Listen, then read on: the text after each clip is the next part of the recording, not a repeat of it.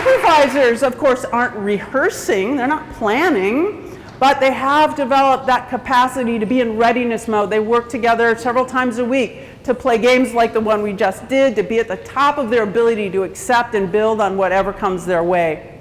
But we're also seeing examples of this around the world. In fact, just a couple of weeks ago, I was in Puerto Rico working with a group of business leaders and talk about a community that has been challenged to be agile. Immediately, you may all remember this, immediately following Hurricane Maria, there were groups that came in like FEMA, and while they were stuck in planning meetings, people like Chef Jose Andres arrived in readiness mode. They were prepared. He immediately started tapping his relational web of other chefs, other kitchens, other spaces, food trucks. Within days, they were serving thousands of meals. By the end of the first month, they were serving 70,000 meals, and it engaged 7,000 volunteers. FEMA and Red Cross were coming to him for food. And when he was asked about the secret to his success, he said, it's easy. Don't plan, cook. But we're also seeing this shift. It doesn't mean we throw plans out the window, but we shift the way we engage with planning.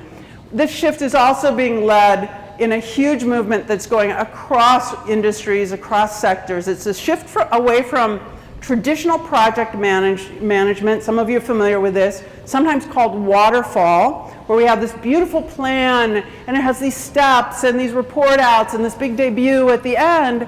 Well, it turns out that's not a very effective way to plan, right?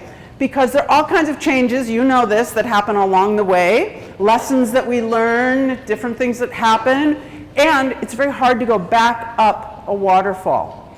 So we're seeing a shift to a different way of working in teams, one that's guided by rapid iterations of collaboration and testing.